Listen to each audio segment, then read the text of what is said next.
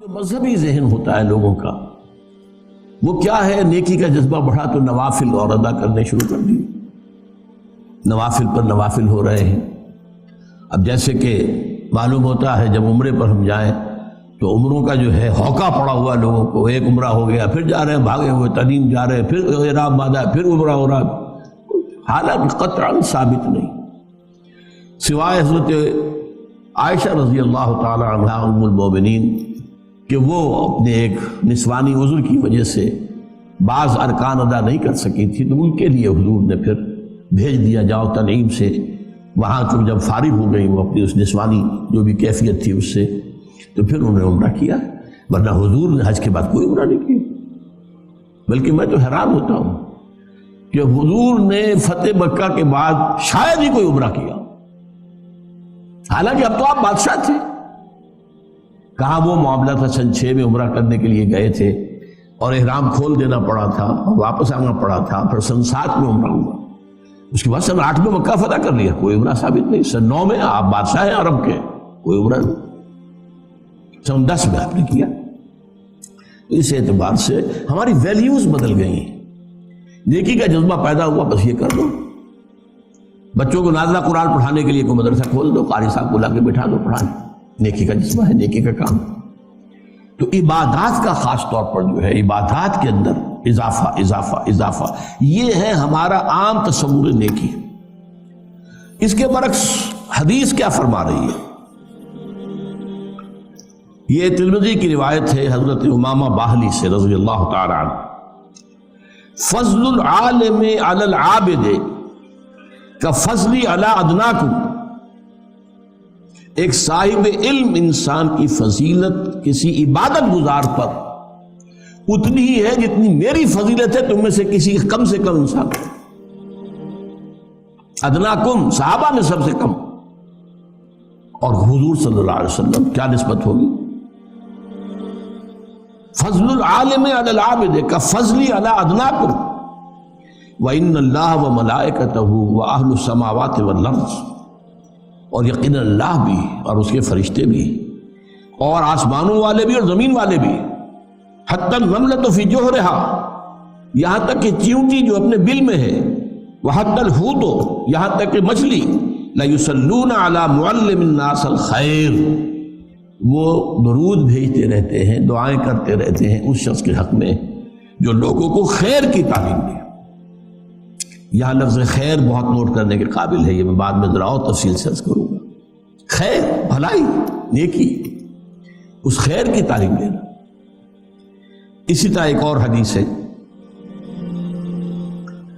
یہ بھی حضرت حسن سے ہے مرسلم، سئل رسول اللہ صلی اللہ علیہ وسلم عن رجلین کانا فی بنی اسرائیل، نبی اکرم صلی اللہ علیہ وسلم سے 2 اشخاص کے بارے میں سوال کیا گیا جو بنی اسرائیل میں سے گزرے تھے۔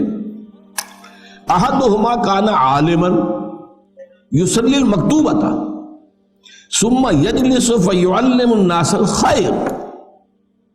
ان میں سے ایک تو وہ تھا جو عالم تھا، وہ صرف فرض نماز پڑھتا تھا، کوئی نوافل نہیں، صرف فرض، اور پھر بیٹھ جاتا تھا لوگوں کو خیر کی تعلیم دینے کے لیے۔ والآخر، اور دوسرا، یصوم النہار ویقوم اللیل، روزانہ روزہ رکھتا تھا، پوری رات کھڑا رہتا تھا۔ ایہما افضل، حضور ان میں سے افضل کون سا ہے؟ سوال سمجھ لیا؟ 2 اشخاص ہیں، ایک صرف فرض نماز ادا کر رہا، میں عبادت کے اعتبار سے عبادت اور علم اور تعلیم اور تعلم، ان کے مابین کیا نسبت ہے، کیا ریشو پروپورشن ہے، اس کی میں آپ کے لیے حدیث سنا رہا ہوں کہ 2 آدمیوں کے بارے میں پوچھا گیا، ایک وہ تھا جو صرف فرض نماز پڑھتا تھا اور اس کے بعد بیٹھ جاتا تھا لوگوں کو خیر کی تعلیم دینے کے لیے، اور دوسرا وہ تھا روزانہ روزہ رکھتا تھا اور پوری رات کھڑا رہتا تھا عبادت۔ ایہما افضل، ان دونوں میں سے افضل کون ہے؟ قال رسول اللہ صلی اللہ علیہ وسلم فضل هذا العالم الذي يصلي المكتوبة ثم يجلس فيعلم الناس الخير على العابد الذي يصوم النهار ويصلي الليل كفضلي على ادناكم، اس شخص کی فضیلت جو صرف فرض نماز پڑھتا ہے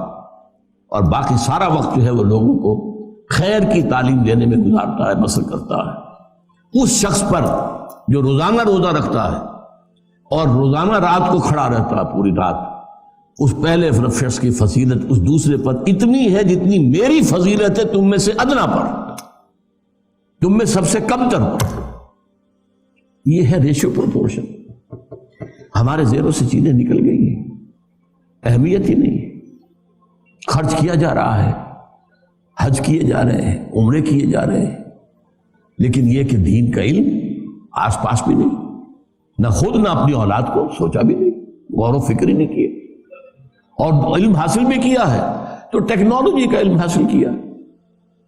صرف نیچرل سائنسز کا علم حاصل کیا ہے، ٹیکنالوجی کا علم حاصل کیا ہے، جس کا کہ علم دین سے کچھ طرح سے سروکار ہی نہیں۔ اب یہ ایک حدیث اور سن لیجئے، یہ مسلم شریف میں ہے، حضرت ابو ہریرہ سے رضی اللہ تعالیٰ عنہ۔ یہ بڑی پیاری حدیث ہے، ایک زمانے میں میں بہت کثرت سے اس کو بیان کرتا رہا، اب ظاہر بات ہے کہ کچھ زمانے کے گزرنے کے ساتھ ساتھ کچھ اور مسائل سامنے آتے رہے تو بعض چیزیں اب پس منظر میں چلی گئی۔ امام مسلم روایت کرتے ہیں حضرت ابو ہریرہ سے، من سلک طریقا یلتمس فیہ علما، جو شخص کوئی راستہ اختیار کرتا ہے، سفر اختیار کرتا ہے جس میں علم کا حصول پیش نظر ہے، سہل اللہ بہ طریقا الی الجنہ، اس سفر کے ذریعے سے اللہ تعالیٰ اس کے لیے جنت کا ایک راستہ آسان کر دیتا ہے۔ اب دیکھیے حدیث، وَمَجْتَمَعَ قَوْمٌ فِي بَيْتٍ مِّن بُيُوتِ اللَّهِ، اور نہیں جمع ہوتے کوئی لوگ اللہ کے گھروں میں سے کسی گھر میں، یتلون کتاب اللہ ویتدارسونہ بینہم، اللہ کی کتاب پڑھنے اور آپس میں سمجھنے سمجھانے کے لیے، الا نزلت علیہم السکینہ، مگر یہ کہ ان پر سکینت کا نزول ہوتا ہے، تسکین، سکون، وغشیتہم الرحمہ، رحمت خداوندی انہیں ڈھانپ لیتی ہے، وحفتہم الملائکہ، فرشتے ان کے گرد گھیرا ڈال لیتے ہیں، وذکرہم اللہ فی من عندہ، اور اللہ تعالیٰ ان کا ذکر کرتا ہے ملائکہ مقربین، وہ ملائکہ حملۃ العرش جو عرش کو اٹھائے ہوئے، وہ ملائکہ کے جو عرش کے گرد طواف کر رہے ہوتے ہیں، وَتَرَى الْمَلَائِكَةَ حَافِّينَ مِنْ حَوْلِ الْعَرْشِ يُسَبِّحُونَ بِحَمْدِ رَبِّهِمْ، اللہ ذکر کرتا ہے، دیکھو تم نے کہا تھا نا کہ یہ جو آدم ہے میں اسے خلافت دے رہا ہوں، اسے اختیار دے رہا ہوں، یہ تو خون ریزی کرے گا، فساد مچائے گا، دیکھو میرے بندے وہ میرے گھروں میں سے ایک گھر، اور اس میں مفسرین کا تقریباً جماع ہے، اس سے مراد صرف مسجد نہیں ہے، جو بھی گھر، جو بھی مقام اس کام کے لیے خاص کر دیا جائے، قرآن کے پڑھنے پڑھانے کے لیے، وہ سب اس میں شامل ہو۔ دیکھو وہاں بیٹھے میری کتاب پڑھ رہے ہیں، ایک دوسرے سے سمجھ رہے ہیں، ایک دوسرے کو سمجھا رہے ہیں، یہی ہے نا وہ آدم جس کے بارے میں تمہیں وہ اجتماع لاحق ہو گیا۔ یہ جو 3 حدیثیں میں نے آپ کو سنائی ہیں، ان کا ایک مرکزی نقطہ کیا ہے؟ جسے خیر کہا گیا وہ قرآن ہے،